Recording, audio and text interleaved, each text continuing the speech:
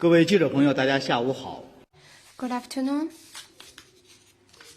Welcome to our press conference. First announcement. An invitation of member of the Political Bureau of the CPC Central Committee and Minister of Foreign Affairs Wang Yi, Philemon Yang, President of the 79th session of the UNGA, will visit China from October 30 to November the 3rd. Now the floor is open for questions.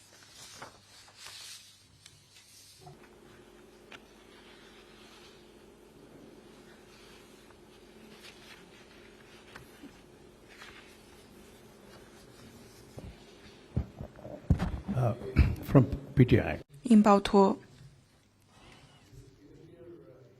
早些时候你提到中印的脱离接触进程非常的顺利，有人说今天有可能会完成这一脱离接触，中方能否提供更多的进展？现在时空线的脱离进程是什么样的？ Not long ago, China and India reached resolutions on relevant issues concerning the border. At the moment, the Chinese and Indian frontier troops are implementing the resolutions in an orderly way. Next question, please.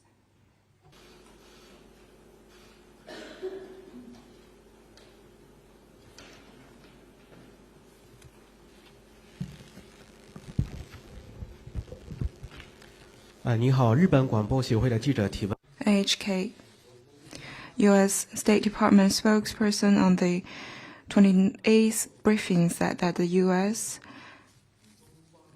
has communicated with China about DPRK sending troops to Russia and expressed concerns. Yesterday, you said at the briefing that you are not familiar with that. Did you get information on that, and can you update us on that? Thank you. 我没有可以提。 I have nothing to share on that. China's position on the Ukraine crisis and the Korean Peninsula issue is consistent. Next one, please. Yes, follow up on that. What 追问一下我刚才的问题，有没有最后期限？也就是中印脱离进程有没有最后期限？有进一步补充的信息。 I have nothing to add for your question. Thank you for taking my question. German television. 德国电视台，德国电视2台，请把麦克风靠近自己。我想问一下，欧盟的关税今天就会生效，欧盟对中国电动汽车加征关税。 中方是否认为中欧之间的谈判会达成一个解决的方案？中国政府对中国电动汽车制造商会不会减少在欧洲的一些投资？中方能否提供更多细节？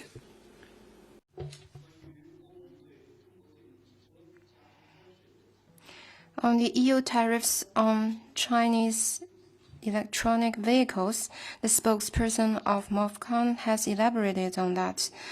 Let me stress that without application from the industry, the EU institution insisted on launching anti-subsidy probe and imposing high tariffs on Chinese EVs. This is typical protectionism. It will disrupt China-EU cooperation on industrial and supply chains, harm the interests of EU consumers, and undermine EU's green transition and global response to climate change. Dialogue and cooperation is the underlying feature of China-EU relations, and China-EU trade and economic cooperation is mutually beneficial in nature. Properly handling trade frictions through dialogue and consultation on the basis of mutual respect serves the common interests of both sides and meets the expectation of the businesses and people from both sides. We hope the EU will continue to advance the consultations with China in a constructive way with sincerity and flexibility and avoid escalation.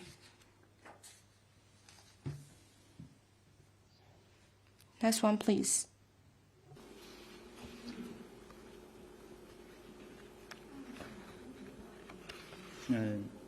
不好意思，你的麦。Please turn on your microphone.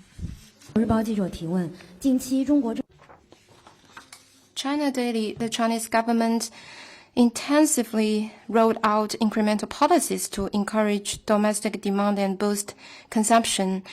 Singapore's senior minister Li Shanlong believes these measures are conducive to lifting confidence, and Michael Schulman, chairman of a German-based think tank, says these policies play a crucial role in boosting market confidence. Do you have any comment on this? Since the beginning of this year, China's economy has been on a steady, sound, and upward trajectory, showing dynamism and resilience. China's trade in the first quarters of this year with over 160 countries in the regions saw an increase, with record high total import and export. And China's GDP is in a leading position among major economies worldwide. These are testimonies to booming Chinese economy and also prove China's steady growth in the long run has not changed.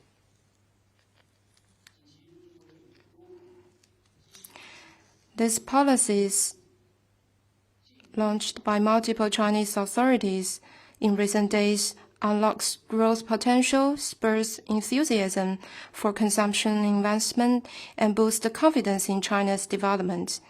International financial institutions, including Goldman Sachs, JP Morgan, the Swiss National Bank, raised their forecast for China's economic growth this year. In a survey for 100-plus Swiss businesses, the decision makers of these firms maintain a high level of confidence in doing business in China, and around 50% of respondents think China is their top 3 global investment priorities. The stability and progress in China's positive growth injects stability in global economic recovery. As China promotes high-quality development and high-standard opening up, there will be more robust interactions between China and the world. And with the implementation of these policies, China's vigorous growth will further benefit the world. We will continue to respond to the international community's expectations and the business's confidence in China and provide new impetus and opportunities for global economic development. Next question, please.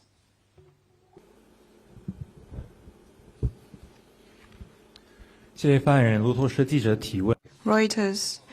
According to Russian media reports, Russian Deputy Foreign Minister Rudenko met with Foreign Minister Wang Yi in Beijing today. Did or will the two sides touch upon the DPRK troops fighting in the war between Russia and Ukraine? Can you update on that? On the Ukraine crisis, China's position is consistent.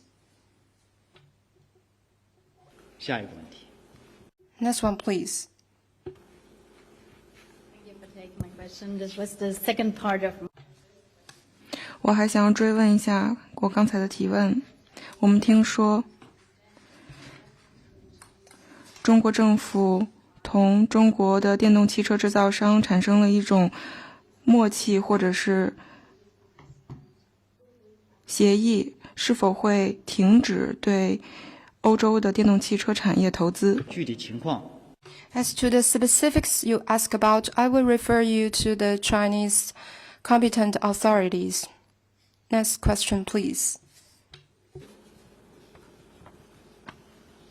还有其他问题吗？ Anyone else?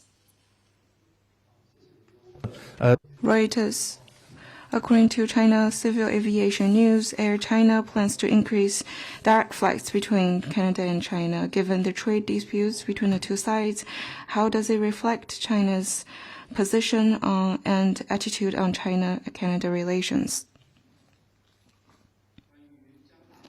On Air Canada's plan of increasing direct flights between China and Canada, I'd refer you to competent Chinese authorities.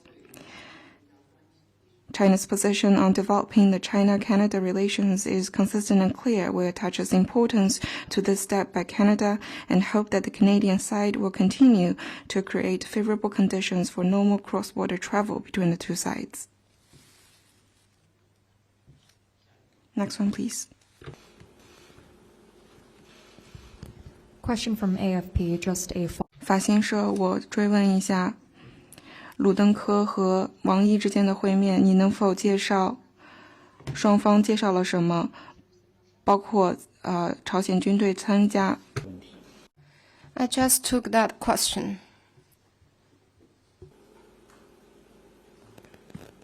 下一个问题。Next one, please. 路透社，近期 Reuters. Recently, many European heads of state visited China. Is China inviting these leaders to urge them to play a constructive role in the EU's tariff hikes on Chinese EVs?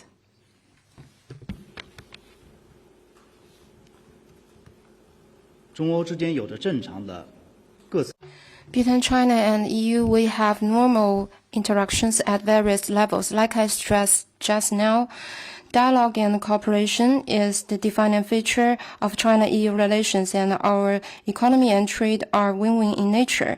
On the basis of mutual respect, we need to seek to address our issues in economy through dialogue and negotiations. This meets the aspiration of our people and businesses. We hope the EU will take a constructive attitude and to avoid the escalation of our trade disputes. They need to show flexibility and sincerity. AFP. 法新社，印尼总统普拉波沃将会同习主席进行会面。11月18号，他将访华，中方能否证实？